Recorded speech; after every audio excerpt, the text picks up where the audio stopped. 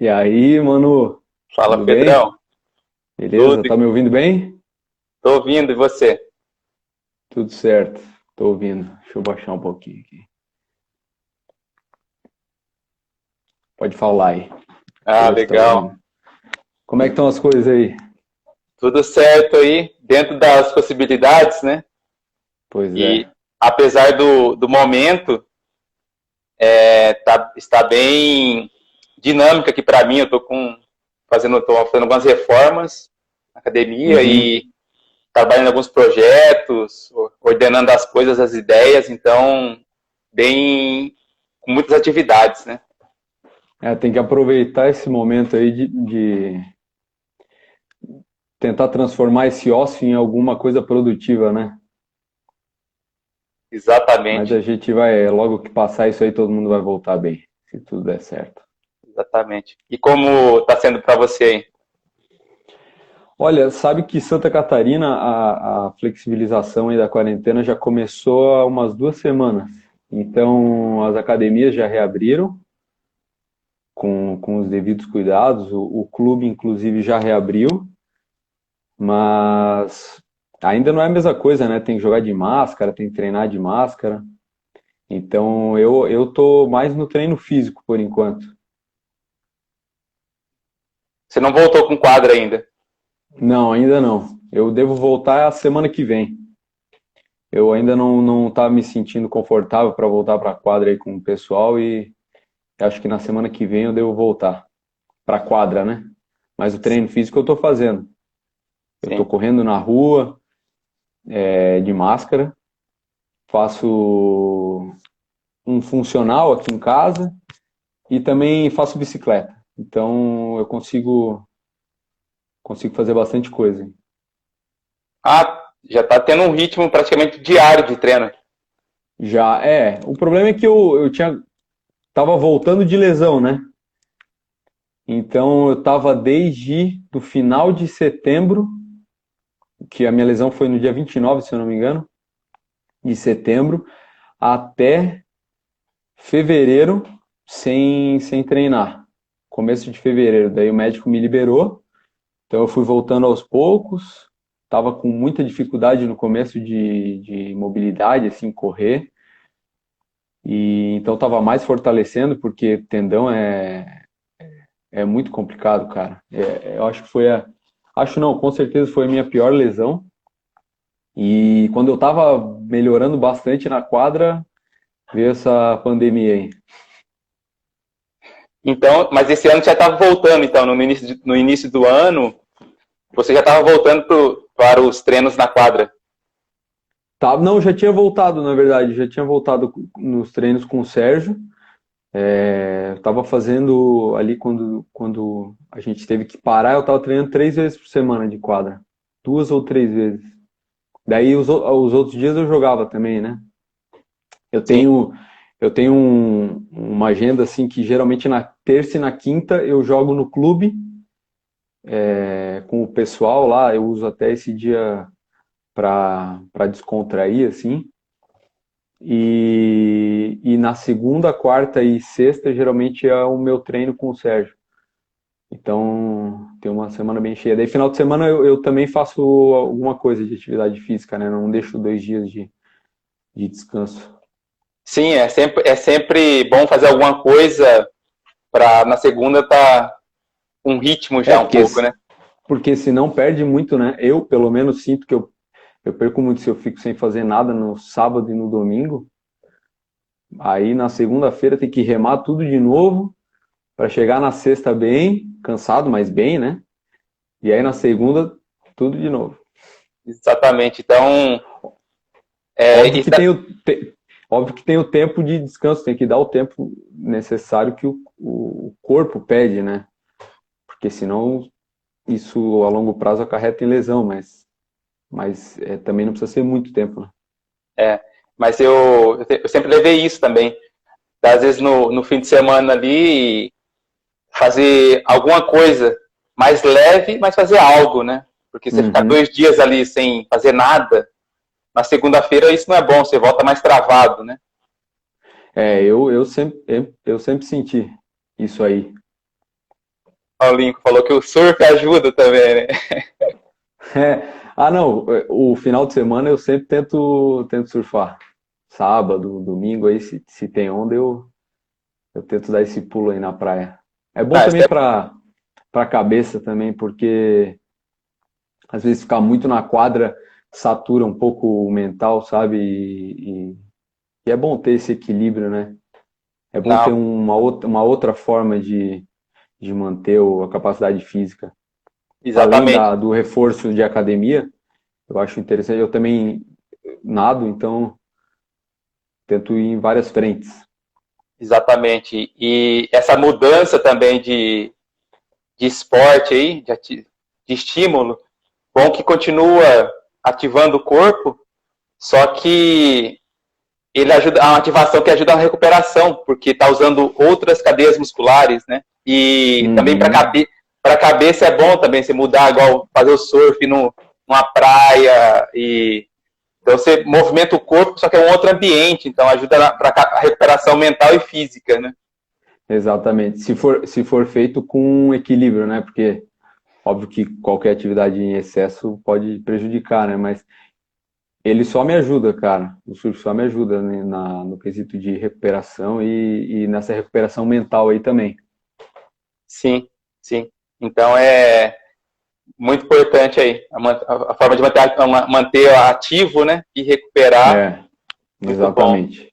E, ô Pedro, a gente sempre se encontrou nos campeonatos, mas Uhum. ó o grande Kiko aí, ó. Aí, ó, esse sabe da. Cara, é uma história engraçada, é rapidinho, vou contar aqui. Como eu conheci o Kiko. Eu tinha, isso foi na Copa de 2002, eu tinha 11 anos, cara.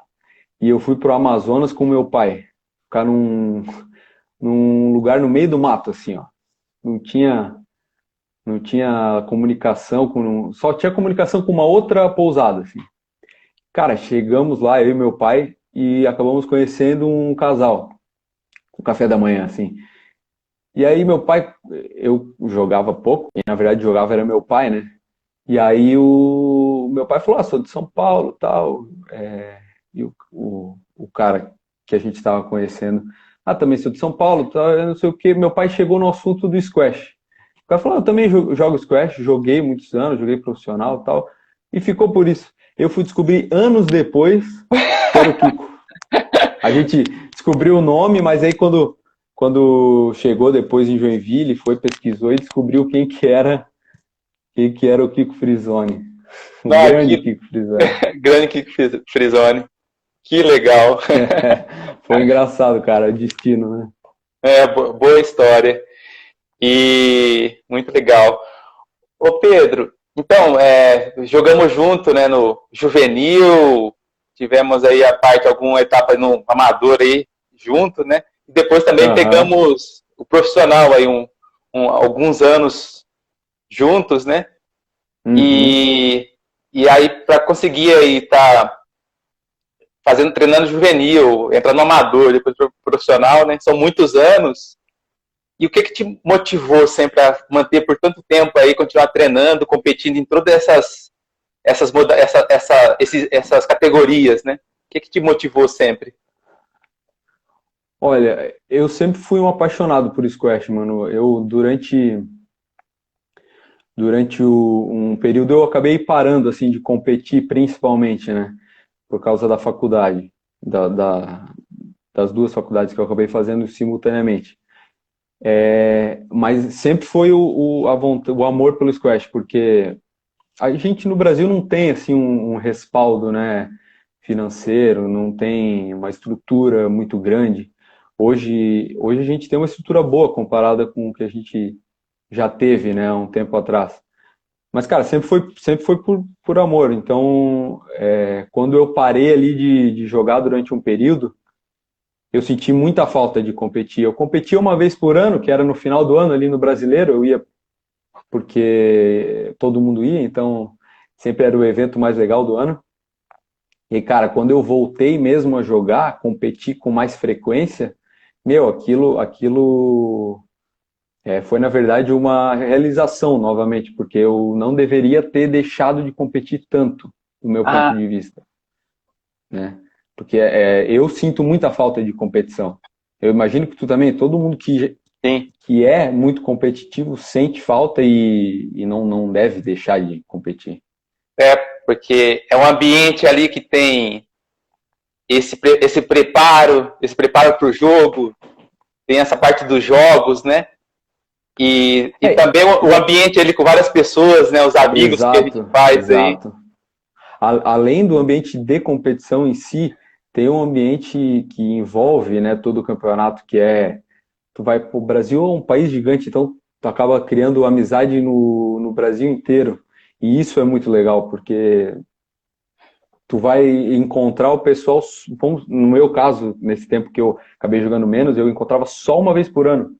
Então, isso é muito legal. Inclusive, eu acho que quando voltarem as competições, eu acho que vai ter uma grande adesão aí por causa desse fator também, do pessoal sentir falta de reunir, não só na questão de jogar, de competir, mas na questão de estar todo mundo junto Sim, e confraternizando, né? Essa parte eu acho que no fim das contas é o mais legal do esporte. é a principal e eu comecei a competir ali com 15 anos, então estou com 35. Então, 20 anos, aí tem pessoas aí do Squash que eu conheço há 20 anos, Pedro. É, Então, desde a época do mas juvenil, então você vai, né, nos campeonatos e reencontra esse pessoal aí que com muitas experiências, muitas histórias e tudo pessoal bacana, assim, aberto para fazer amizade, né? Então é muito especial. isso é muito legal. Até o pessoal do profissional, assim, a gente se conhece há muito tempo, né? Todo mundo. Imagina, tem gente ali que eu vi jogar quando eu era moleque e que depois eu fui divido quadra até hoje. E vai acontecer o contrário, provavelmente, né? Quem provavelmente está me vendo agora, que é mais novo, vai dividir quadra comigo daqui a pouco, pode Sim, me dar uma surra, ou pode exata, tomar uma surra. exatamente. Isso vai depender deles também, né? Exatamente. Então, isso aí é uma parte muito especial aí. Inclusive, eu venho num momento aí que eu mudei o foco, né? Tava com o foco de jogar e depois eu foquei mais para a parte empreendedora, né? E com vários Uhum. projetos.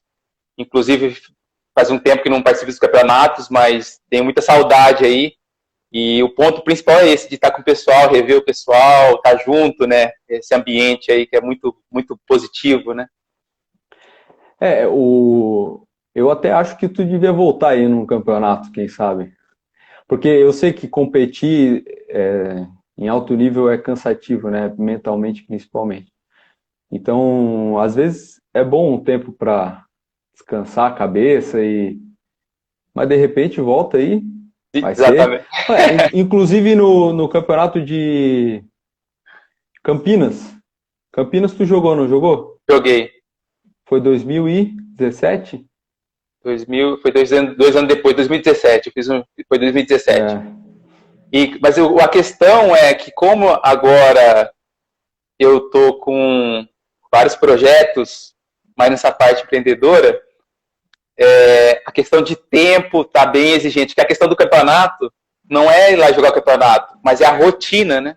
Então, a rotina É, para estar no nível, para jogar com esse pessoal que está competindo no profissional, para chegar nesse ritmo, a rotina, o dia a dia, a exigência é alta, né? a exigência é alta. Se quiser jogar bem, se quiser estar bem no campeonato, a exigência é alta. Isso é uma coisa que o esporte ensina para quem, para a vida, né? Tu precisa abdicar de várias coisas, tu precisa treinar, precisa estar sempre na quadra.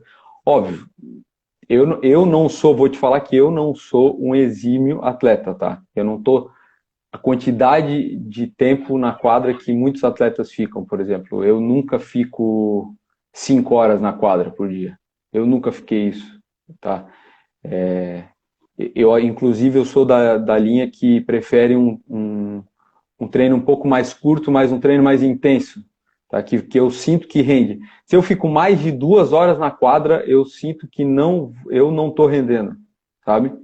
Sim. Então, cada atleta tem seu jeito, mas da mesma forma tem que ter uma dedicação grande se quiser estar num alto nível. Senão, a não ser que vai jogar por pura diversão, né? Aí Sim. é diferente, daí tu não precisa se cobrar tanto, tem essa questão também, né? Então vai depender do propósito de cada um, mas para conseguir chegar num torneio desse nível que temos hoje aí e conseguir ter um bom desempenho, jogar bem com o pessoal, tem que ter um bom preparo. Tem que ter um bom preparo. E sobre o treinamento também, eu acho que o treinamento ele vem evoluindo, né? Então eu vejo que hoje o treinamento ele está mais por intensidade do que quantidade, a qualidade, né? Intensidade, qualidade, Exato. do que a quantidade de treino, né? Eu sou a favor dessa linha aí de ter uma maior intensidade e não precisar de tanto tempo assim na quadra. Eu não sou profissional da educação física, então também não, eu estou falando só por experiência, como o meu corpo e o meu jogo reage, sabe? Sim, então aí você sentia bem isso, né? Às vezes fazer menos treinos, Eu menos sinto quantidade até hoje, de tempo e colocar a intensidade e a qualidade, né? Exatamente. Eu sinto isso até num. Vou te dar um exemplo do treino de esteira. O treino de esteira, eu nunca fui de fazer treinos de longos de corrida, tá? Tipo de 20 quilômetros, eu nunca fui. E acho que o squash não é isso, né? O squash, ele pode ser replicado, acho que na esteira, como se fosse um treino de HIIT. E são treinos de intensidade, alta intensidade, tempo mais curto, né? Porque, pô, no squash tu tá com um ponto de 2 minutos, assim, ó, que te mata, e tu tem que recuperar em quantos segundos? Ou tu tem que recuperar em outro ponto. Não é igual o tênis, por exemplo, que tu tem um tempo maior até tu sacar de novo, tu tem 2 serviços, né? Então, eu acho que a recuperação tem que ser muito rápida, é muito intenso. Sim. E outro ponto importante é isso, é entender quais são as habilidades e exigências do jogo para estar montando e estruturando esse treinamento físico e técnico aí de acordo com a realidade, né? Que é a transferência maior. Aí tem, óbvio, né? Eu não monto meu treino, tenho os responsáveis por montar o treino, mas é o que eu sinto que o meu treino sempre passou, sabe? E foi a melhor forma, onde eu tive os melhores resultados, assim, os melhores frutos foi essa réplica do squash, do que é o squash nos treinamentos, né? Tanto em quadra quanto de situações de jogo, em quadra, quanto réplicas de exigência física, né, no treinamento físico. Exatamente. Então, quanto mais próximo for o treinamento, quanto mais próximo for da realidade, maior a transferência. Eu acredito nisso. Exatamente. Eu acredito muito nisso. Exatamente. Então, essa aí tá a arte, né, de como estruturar esse treinamento e aproximar dessa realidade, né, para você treinar e desenvolver em cima disso, que é isso que muda, porque você pega um campeonato, tem 30 jogadores, 40, 50 jogadores, apenas um vai ser o campeão, né? E por que esse ganhou, né? De todos esses outros? Então, o treinamento dele, o preparo dele tem algo diferente dos outros. Teve.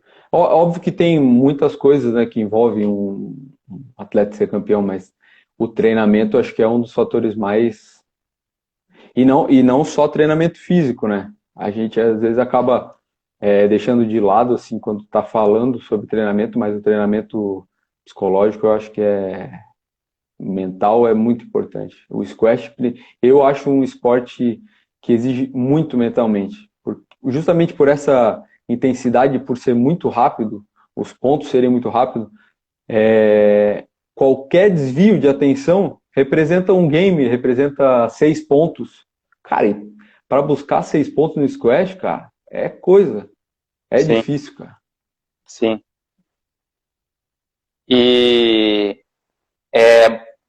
então tem que essa arte aí de conseguir realmente ir percebendo isso, né? Montando. E aí é bom que você falou, né? Tem que procurar os profissionais, né? Procurar os profissionais. Tem que procurar os profissionais, Por exemplo, conseguir... aqui perguntaram quanto tempo de corrida. qual tipo de frequência mensal? Cara, eu como não sou profissional, eu não posso recomendar, né? Sim.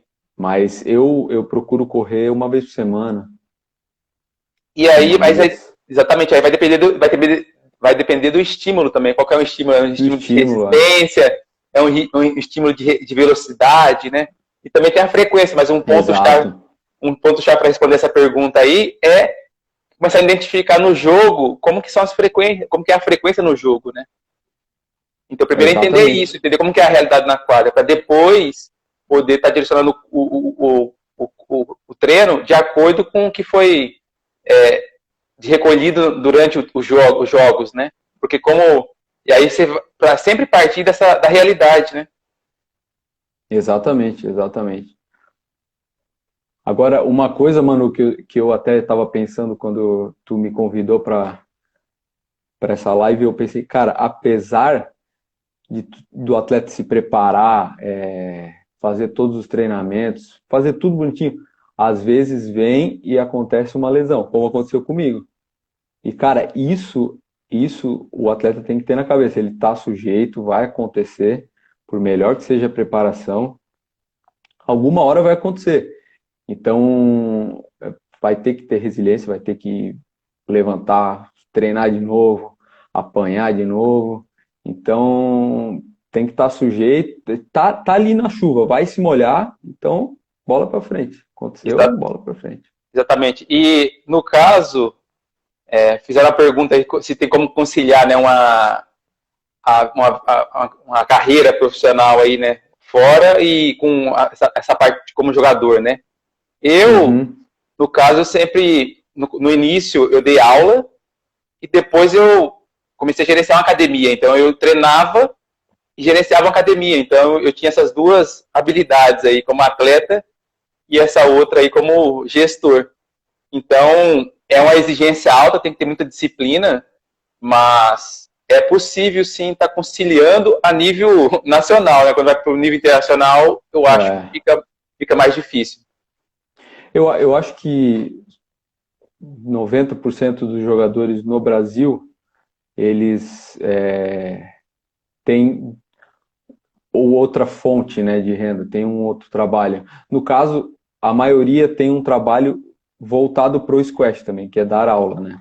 Então, são atletas, professores, atletas e professores, né? E o que eu me recordo, assim, talvez o Gui esteja só jogando e o Diego, né? Então, a nossa realidade hoje não proporciona ainda que o atleta viva exclusivamente de torneios e patrocínio. Eu Sim, espero que daqui a alguns anos isso aconteça, porque eu acho que a partir do momento que se a gente tiver essa estrutura, eu acho que a gente vai chegar num nível melhor, do nível mundial, sabe? sim. Acho que depende muito disso, porque, cara, por mais que o atleta, vamos supor que ele tenha tempo para dar aula. Ah, não, eu tenho tempo, não atrapalha meu treino. Eu acho que no fundo atrapalha, porque você acaba mudando o foco, sabe? Você deixa de pensar no que deveria ser o foco total para dividir esse foco com alguma coisa a mais, sabe? Exatamente. Esse é E o.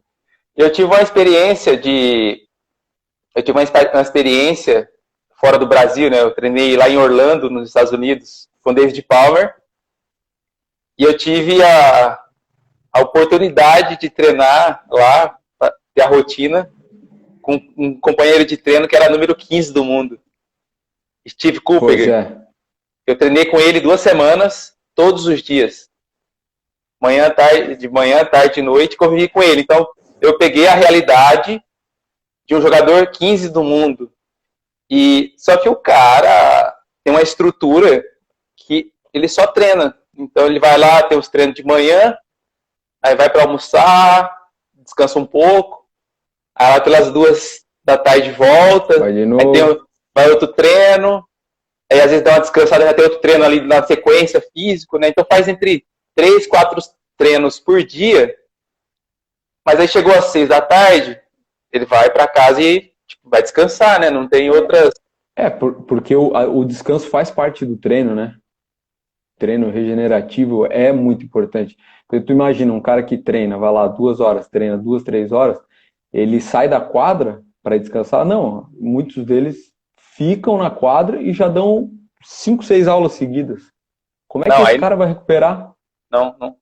aí Não não dá? recupera e o treinamento ele fica num nível de intensidade não tão alta, né? E Exatamente. eu fui para fora, eu treinei na Inglaterra também, em 2018, eu fiz uma viagem para a Europa e fiz uns treinos na Uhum. Inglaterra também, né? E tanto na Inglaterra lá como nos Estados Unidos, o grau de intensidade dos treinos é muito alto. É muito alto. E para conseguir chegar no nível de performance desse, você tem que estar focado 100% nisso. focado. Tem que estar focado Exatamente. nisso. Exatamente. Tem que estar focado, não adianta. Tu até consegue se tu não tiver, mas o teu resultado não vai ser o maior, sabe? Tu não vai conseguir atingir o que tu poderia atingir. Exatamente, exatamente. Então, aí vai diferenciar o nível, né? Então, uma coisa é o circuito nacional e outra coisa é o circuito internacional, né? Que é uma Mas intensidade, uma realidade diferente, né? quando a gente fala assim, o circuito internacional, parece que só o Brasil vive essa realidade que a gente está comentando aqui, né? De que os jogadores não conseguem focar 100%. Mas não é só o Brasil, cara. Não, Tem muitos países que são assim, né? A gente acaba sempre falando como se o Brasil vivesse uma bolha negativa, no sentido de não apoiar os atletas por completo, né? Mas na verdade não é assim, é uma realidade mundial também. Tem muitos países que os jogadores não rolam. Ou exatamente. os, joga ou os jogadores dependem muito de um patrocínio, de uma estrutura, até conseguir chegar ali nos 50 do mundo, 40. Sim, exatamente. E só para passar uma informação pessoal, enviaram uma pergunta para nós e depois no final nós vamos estar respondendo a pergunta que foi enviada e também, se vocês quiserem depois fazer alguma pergunta aí, depois quando a gente terminar aqui a gente vai estar respondendo, ou também agora durante, né? Vamos E vendo aí se o pessoal manda. Acho que sim, até tinham mandado, acho. exatamente. E você foi campeão brasileiro, né, Pedro? Que ano que foi mesmo? Foi João Pessoa, 2015? Não, Brasileirão, né? 2015 Não, ou 16? Vixe, não, agora tu me não foi em pegou São aí. Paulo o Brasileirão? Não, Ah, foi João Pessoa. Na verdade, inclusive esses dias até me perguntou no Squash Hub o que eu pensava sobre esse título. Inclusive, o Rony tá aí, ó, eu fiz o jogo da final com ele. E foi bem numa época que foi uns meses antes da transição para a confederação que assumiu depois a confederação, essa que está hoje, né? E tinha uma rixa dos jogadores. Inclusive, eu estava anos sem jogar e fui convidado para jogar esse campeonato lá em João Pessoa e fui. Fui eu e o Rony que fizemos a final e, e acho que eu tô lá como campeão brasileiro. legal. Aí tá perguntando aqui, ó, o Nil perguntando qual que é o sonho no squash, né? E se é possível, né? O meu sonho, se é É. possível? Cara, Qual se que é é o seu, sonho, não, é qual o seu sonho, possível. qual o seu sonho no squash, né? É. Cara, eu tenho muita vontade de jogar o circuito PSA, me dedicar um pouquinho assim. Não digo que eu vou ficar um ano jogando lá fora, mas eu digo pegar uns torneios, por exemplo, jogar o Tour das Américas. Há 2 anos, foi 17 que teve o de São Paulo, que foi realizado no Paineiras. Foi no Paineiras, né? Que o Mostafa ganhou.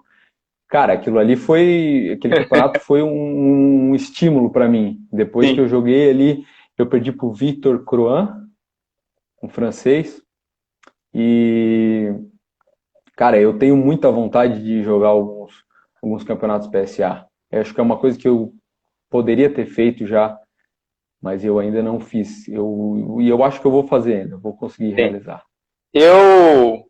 Para mim, assim, meu sonho era esse também. Meu sonho era, como assim, como atleta, né? Era de estar treinando e jogando assim o circuito mesmo, participando do circuito Uhum. profissional, nacional e internacional, né?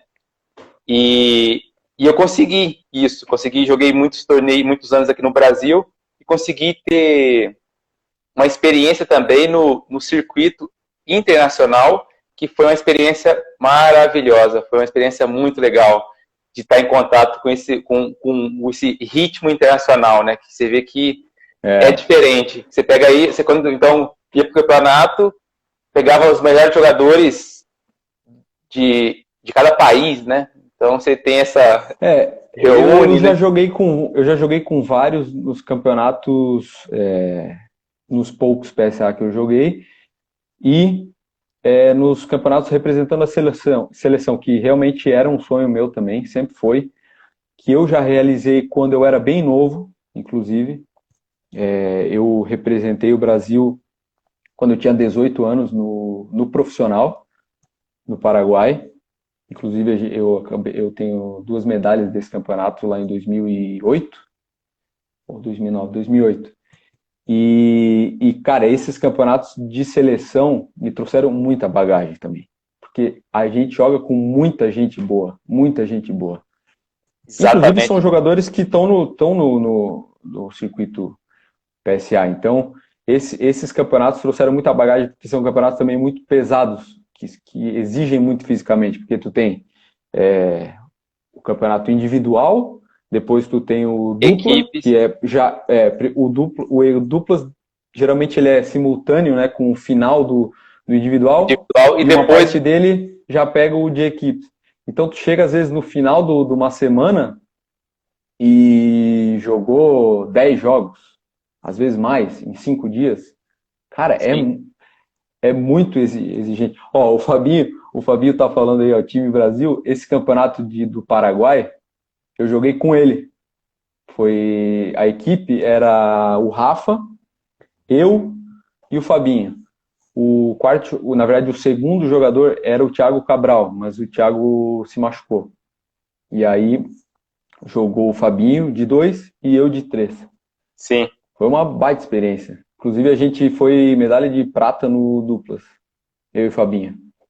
Ah, legal. Então você pega aí Pan-Americano, Sul-Americano, estarão presentes os quatro melhores de cada país. Exato.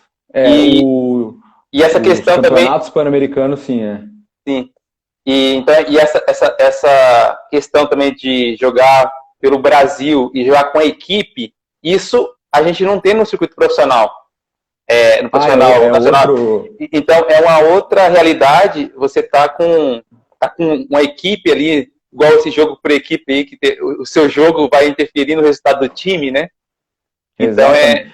É é uma. engraçado porque dentro do mesmo campeonato, tu tem essas duas sensações, né? Porque tu tem o individual e na sequência tu já tem o equipe. Então, um dia tu tá jogando contra, vamos supor, alguém do Brasil, e no outro dia tu tá torcendo pro mesmo cara. Apesar de que tu não vai. Não é assim, quando vai jogar, por exemplo, com alguém do Brasil, não é a mesma coisa que jogar contra alguém da Argentina, obviamente, né? A Exatamente. vontade de ganhar contra o pessoal da Argentina é bem maior, né? Exatamente. Mas é uma sensação quase que inexplicável. Inclusive, até perguntaram aqui do jogo do Pessota no ano Então, passado. que teve a pergunta lá, né, do Murilo, que qual foi o jogo, né? Qual foi o principal Mas jogo, eu né? acho que É eu acho que esse ou perguntou. Eu não, cara, eu não já sei se tem. foi o meu melhor jogo. Eu não sei se foi o meu melhor jogo tecnicamente esse, tá? Mas com certeza, cara, foi o mais emocionante pra mim. Dos seus Porque jogos, o mais impressionante foi esse. eu acho que sim, cara. Óbvio que tem fases, né, cara? Quando o cara é juvenil e ganha, ou, por exemplo, eu fui campeão brasileiro juvenil, foi muito emocionante, mas esse do ano passado contra o Pessota foi marcante pra mim, porque Era a semifinal do Brasil Brasil contra a Argentina, no campeonato por equipes. E eu estava como número 1 da equipe e ia jogar contra o Robertino. E, pô, Robertino todo mundo conhece, é um excelente jogador. Foi 70 do mundo, se eu não me engano. Ou 80, não lembro agora. Mas então era um jogo muito difícil. A sequência do equipes era 1-3-2, eu acho. Ou 1-2-3, não vou lembrar. Acho que depois era 1-3-2, porque acho que depois de mim jogou o Gui. Agora, não vou lembrar. O Gui aí até me corrige se eu estiver errado. E, cara, foram 2 horas de jogo.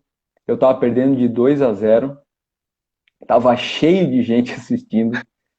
E eu virei o jogo, cara. Eu tava perdendo de 2-0. E no último game eu tava com 10-9 ou 10-8. Ele empatou. Aí ele teve match ball, acho, 11-10. Depois fiz 11-11, ele foi para 12. Cara, eu sei que terminou 15-13. Mas assim, ó, eu não aguentava mais, cara. Eu não aguentava mais. Eu ficava lá mais 2 horas se precisasse, mas eu tava cansado. Quando acabou o jogo, eu tava branco. Eu só queria vomitar, na verdade, quando acabou o jogo. Aí eu deitei lá e o pior, cara, é que eu pensei, né, pô, acabou o jogo, vou relaxar. Mas que nada. Depois a gente ficou mais 3 horas lá, cara, assistindo o jogo. Porque daí teve o jogo do Gui, que foi também um jogo difícil, cara, um jogo catimbado, que era com o Rodrigo Pessota, e depois teve o jogo do Rafa, ainda Sim. que foi com o Leandro. Então, cara, esse jogo foi sensacional. Acho que perguntaram até se foi gravado, eu não sei se tem ele inteiro, mas tem umas partes, assim, que são emocionantes. Foi a vez que eu acho que escutei o pessoal gritando com a voz mais alta, assim, cara, dentro da quadra. Foi, inclusive, no final do jogo, foi engraçado que o pessoal gritava quando eu fazia ponto e isso me desconcentrava, cara. Eu lembro até hoje que eu tive 3 match balls, se eu não me engano, e eu sempre perdia o ponto, perdia. Sacava e perdia, daí ele empatava. Sacava e perdia, sacava e perdia.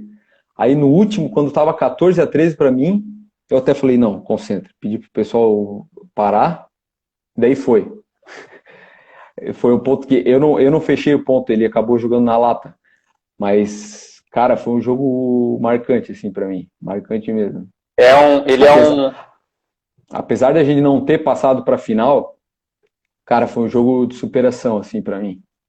Sim, ele é um jogador muito experiente aí, tá muito tempo aí jogando, competindo. Cara, Ele é, ele é, ele além de experiente, catimbas. Pô, o cara foi medalha, depois, 3 meses depois, o cara foi medalha de bronze nos Jogos Pan-Americanos. sim, Então, é cara, um, não é um jogador qualquer, né? não, Todo mundo sabe.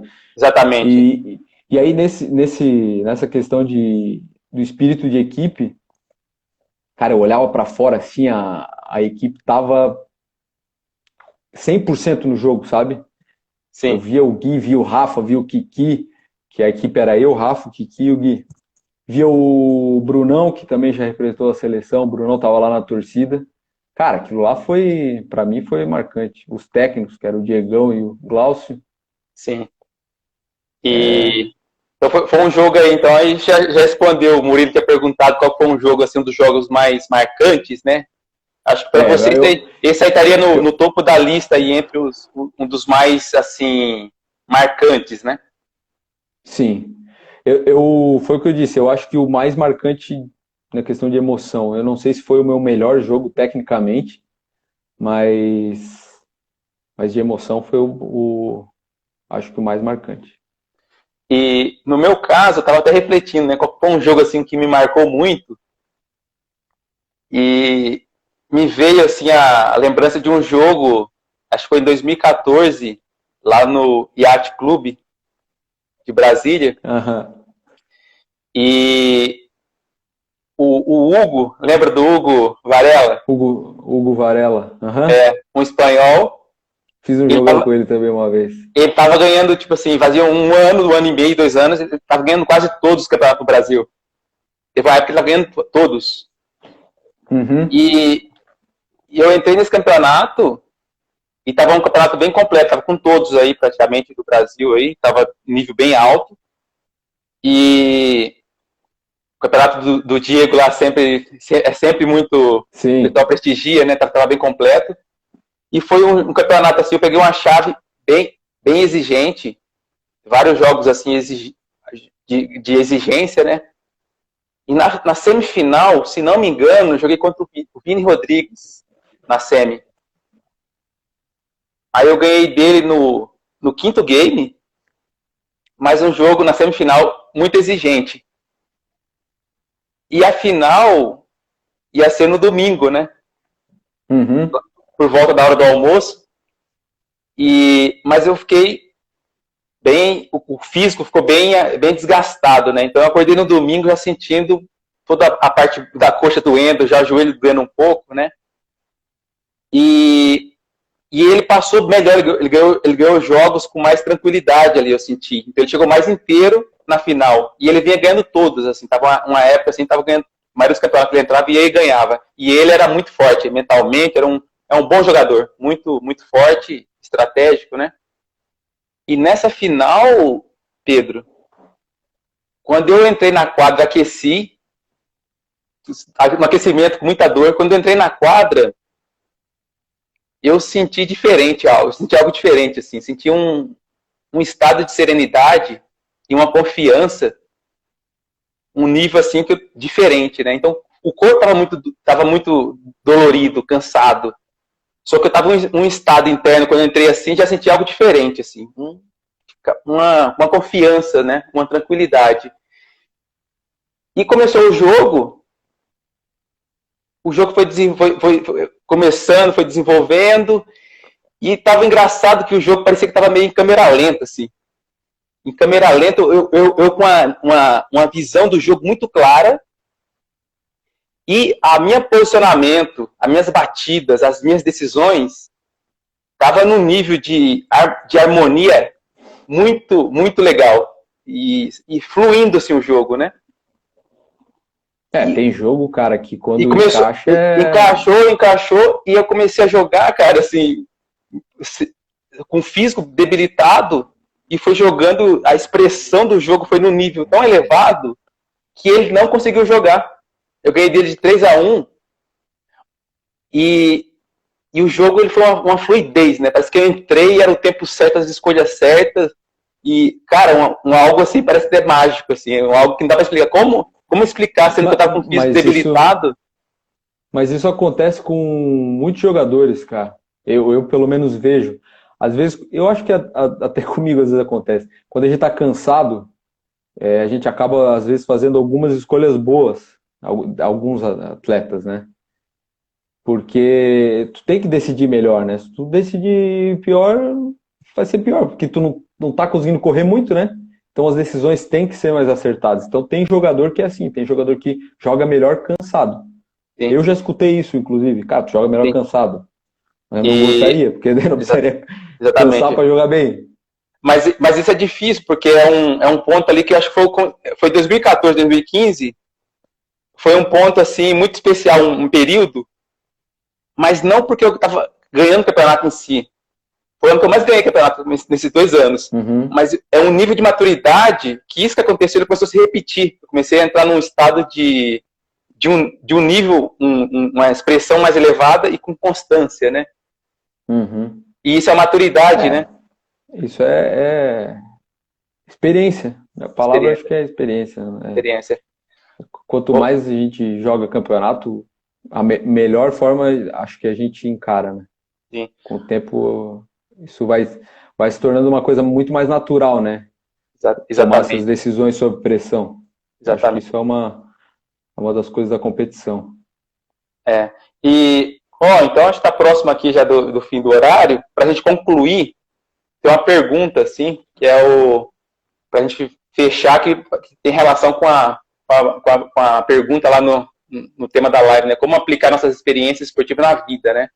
Então, quais foram os principais valores e comportamentos que você teve nessa experiência como jogador e como que é a aplicação deles na vida, né? Como que você vê essa transferência? Cara, o esporte, ele só traz coisas boas, né, para as pessoas. Independente do nível, tá? Na minha opinião. Independente se ele vai ser praticado no nível de alta performance, né, como profissional, ou no nível amador. Tá aí a pandemia para provar uma parte disso, né? Porque muitas pessoas que tiveram que deixar de fazer atividade física, tu vê que elas mentalmente acabam ficando prejudicadas, né? Inclusive a gente que é atleta também. Mas uma das coisas que eu sinto muito a influência do esporte na vida é as decisões sob pressão, que o atleta ele é obrigado a tomar muitas decisões sob pressão, inclusive como eu estava falando ali, cansado, que é uma situação de estresse, né? Então tu tem que tomar boas decisões sob pressão. E em muitos casos a gente demora para tomar boas decisões sob pressão, né? Tem uma vida toda de atleta e no fim, às vezes, ainda acaba tomando más decisões. E a questão de administração de tempo e disciplina, sabe? O esporte, ele exige que tu treine, treine, treine para ter resultado. Não adianta achar que vai ser um treino que vai resolver a tua vida, que vai chegar, não treinou nada durante um ano, vai treinar um dia antes do campeonato e vai jogar e vai ganhar o campeonato. A não ser que seja fora da curva, que seja muito acima, né? Mas em condições similares, a disciplina vai fazer diferença, tá? Tem o talento faz diferença também, mas quando você está em situação similar, vamos supor, de talento, a disciplina vai fazer muita diferença. Assim como não, eu não estou falando só de treinamento técnico, estou falando de preparação mental também, que eu acho que o squash exige muito e as pessoas acabam botando para escanteio, né? Muitos atletas acabam colocando para escanteio, achando que, cara, uma bola no nick, vamos falar de squash mesmo, uma bola no nick não vai resolver o jogo. Não. Tem muitos elementos além Oito, disso. 8 bolas no nick não resolvem o jogo. E, cara, tu já viu alguém acertar 8 bolas no nick num game? Eu vi poucos, tá? Talvez o Rony aí. Mas se o cara colar 22 bolas na parede, a chance dele fazer 11 pontos é muito maior do que se alguém tentar 22 nicks. Tá? Exatamente. Exatamente. Então, é uma questão de disciplina, treino e aprender muito com os erros, porque o atleta vai perder muito até ganhar, vai perder muito. Cara, eu vou te falar que eu perdi muito na minha vida. Uma vez até escutei, agora eu não lembro quem, mas alguém falou, cara, eu perdi mais do que eu ganhei na minha vida. E era alguém com uma carreira vitoriosa, sabe? Vitoriosa, Só né? que na imagem ficam só as vitórias, né? Quem vê de fora vê só as vitórias. Mas a gente Exatamente. perde muito, cara. Perde muito. E Exatamente. se decepciona muito.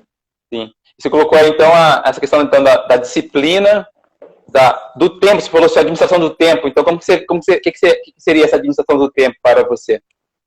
Cara, a administração de tempo é na questão de treinamento. Eu, particularmente, na minha vida, eu tive uma fase que eu dependi muito de administrar meu tempo. Não foi uma administração, assim, de tempo exímia, mas eu fazia duas universidades. Quando eu comecei, eu dava umas aulas até de squash.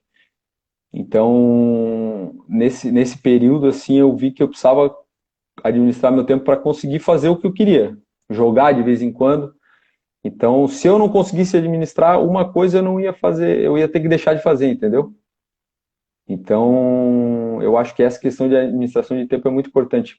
Até para aquela questão de treinamento e descanso. E descanso. Então, tem que ter um planejamento. Vou treinar tal dia, tal dia, tal dia, vou descansar tal dia. Aí, campeonato, eu aprendi que eu preciso descansar antes do campeonato. Teu corpo ajuda a te fazer entender esse processo, né?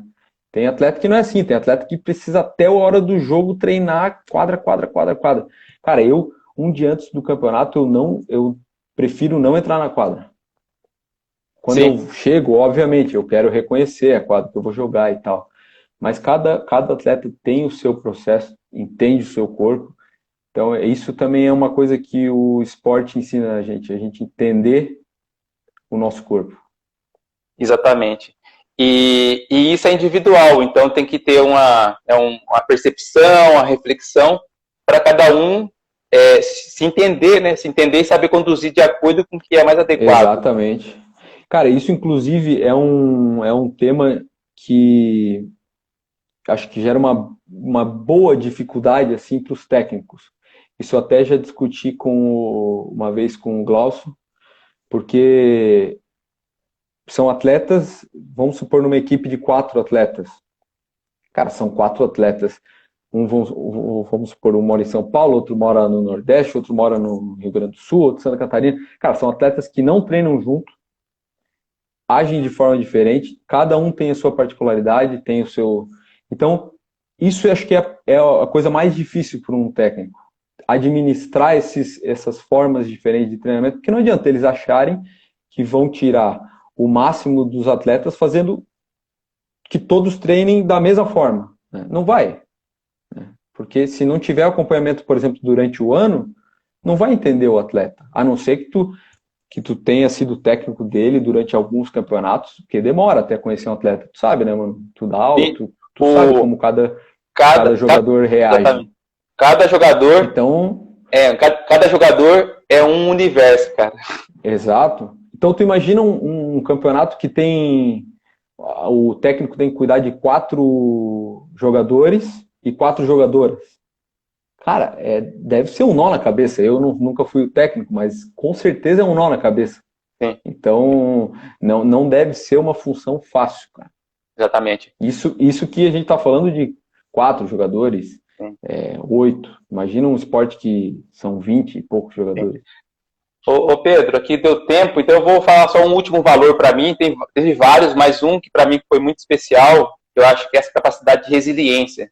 E como você falou, eu tive muitas vitórias aí e consegui aí chegar de ganhar muitos campeonatos, é algo muito difícil ganhar um campeonato, você chegar lá. Mas muitas derrotas. E o ponto, que é o ponto-chave, é você estar aprendendo e se motivando nas derrotas. E mesmo tá perdendo ali, perdendo jogos, mas o seu nível está crescendo, porque está tendo resiliência, está aprendendo com isso, está se motivando. Então eu acho que esse é um ponto, acho que no jogo é um ponto chave, e na vida também. Na vida a gente tem muitas derrotas ou erros, né? Então tem que aprender em todos os momentos. Os piores momentos é possível estar tirando alguma aprendizagem, tanto na vida como no jogo. Eu acho que esse é um valor aí que diferencia, tanto na quadra como fora, essa capacidade de resiliência. Com certeza. Mas é difícil, mano. É difícil. É difícil aprender com a derrota. Inclusive, quem consegue fazer essa leitura rápida consegue fazer isso no meio de um jogo. Exatamente. Quem consegue fazer um scout assim durante o game, vamos supor, entre um game e outro, apesar de ser pouco tempo, consegue aprender num game que tu perdeu. Exatamente. Então esse é o grande desafio. Muito bom. Pedro, acho que o tempo aqui deu. É um prazer aí estar você aí compartilhando essas experiências. E também agradecer aí todos os participantes aí, as perguntas. Então, eu que agradeço o convite aí, cara. Espero que todo mundo tenha gostado. Um abraço aí para todo mundo. Vi que tinha bastante gente aí que já dividiu o quadro, inclusive, com a gente. Guizão, Chulé, tá aí, o Rony. Todo o pessoal. Aí, a galera tá aí. Murilão. Muito bom. É isso aí. Espero que daqui a pouco todo mundo esteja junto, participando aí dos campeonatos. E se tudo der certo, esse ano a gente consegue jogar todo mundo. E ver se volta, né, Manu? Vamos lá. Para bater no pessoal aí. Estarei presente. Um forte abraço, hein, Pedro? Valeu, galera. Um abraço aí para todo mundo. Valeu, tchau. Saúde. Valeu.